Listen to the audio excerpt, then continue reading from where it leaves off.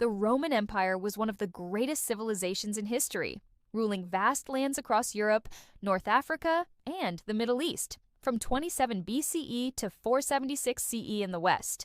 Known for its powerful army, advanced engineering, roads, aqueducts, and legal systems, it shaped much of Western culture. At its height, the empire brought trade, prosperity, and shared identity to millions under Roman rule. Its heart was the city of Rome, built on 7 hills beside the Tiber River. Roman life was a mix of tradition and innovation.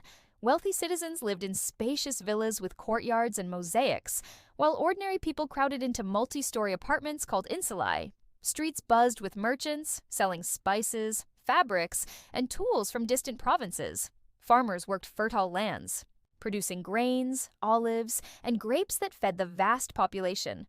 Many people served as soldiers, craftsmen, traders, or government officials. Public baths, forums, and theaters brought communities together, while aqueducts carried clean water to cities. Religion blended Roman gods with local traditions, and festivals filled the calendar with celebrations.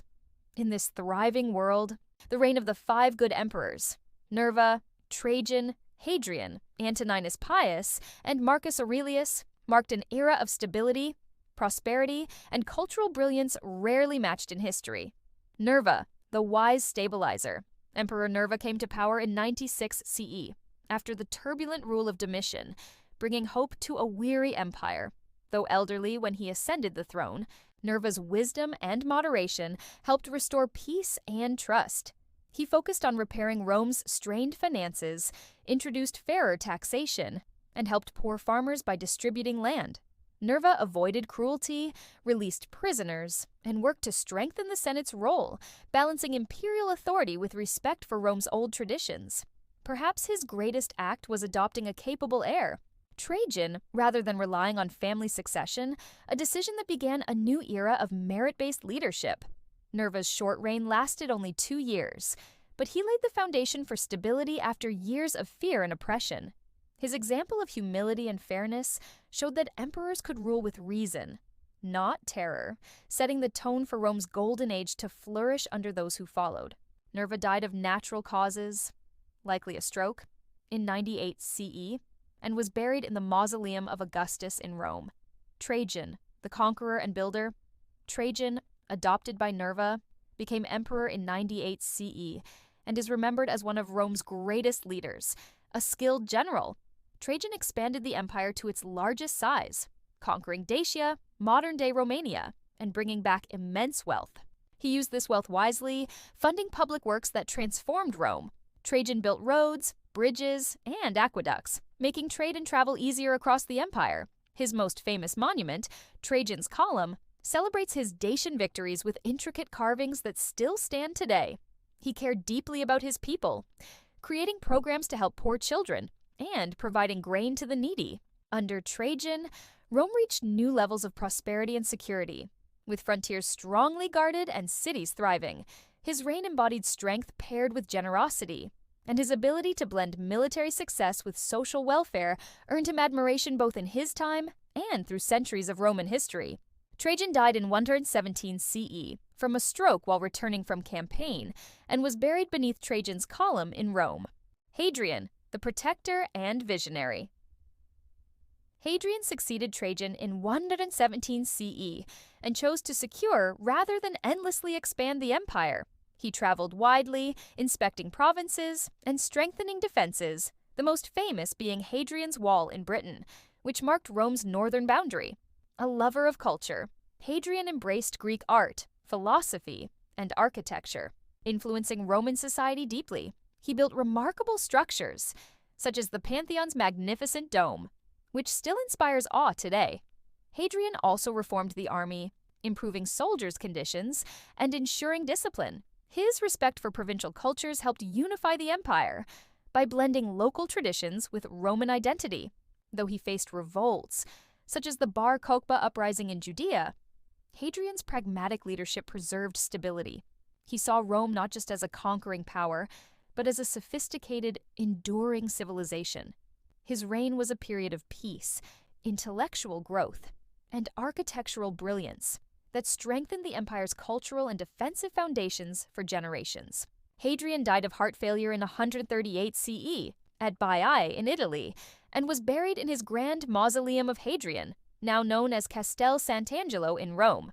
Antoninus Pius, the gentle guardian. Antoninus Pius, who ruled from 138 to 161 CE, is often remembered for his peaceful and prosperous reign. Unlike his predecessors, he did not pursue military expansion, but focused on maintaining security and justice throughout the empire. He worked closely with the Senate, showing respect for Rome's traditions, while governing with fairness and restraint. Antoninus reformed laws to protect slaves and minors, reflecting a concern for human dignity uncommon in ancient times. His reign was marked by economic stability, as trade flourished and provinces enjoyed calm under Rome's protection. He invested in infrastructure, repairing roads, aqueducts, and public buildings, while promoting education and the arts. Because his rule was free from major wars or crises, people experienced safety and prosperity rarely seen in Rome's long history. Antoninus earned the name Pius for his devotion to duty and respect for his adoptive father, Hadrian, embodying wise and compassionate leadership. Antoninus Pius died of fever in 161 CE at his estate in Lorium near Rome and was buried in the mausoleum of Hadrian. Marcus Aurelius, the philosopher king. Marcus Aurelius, emperor from 161 to 180 CE, is famed not only as a ruler, but as a Stoic philosopher. His reign was challenging, marked by wars against Germanic tribes and a devastating plague. Yet his calm wisdom guided the empire through hardship. Marcus believed in reason, self-discipline, and service, ideas he expressed in his personal writings, later known as meditations. Despite difficulties, he remained devoted to justice, ensuring fair governance and protecting the empire's stability. He spent much of his life on military campaigns, defending Rome's frontiers with skill and patience. Unlike many rulers, Marcus sought virtue over glory, embodying the ideal of a philosopher king. Though his death marked the end of the Golden Age, his thoughtful leadership left a legacy of moral courage and resilience. Marcus Aurelius showed that even in times of struggle, wisdom and integrity could light the path for a mighty empire. He died of natural illness, likely the Antonine Plague, in 180 CE at Vindobona, modern Vienna, and was buried in the mausoleum of Hadrian. Thank you so much for watching.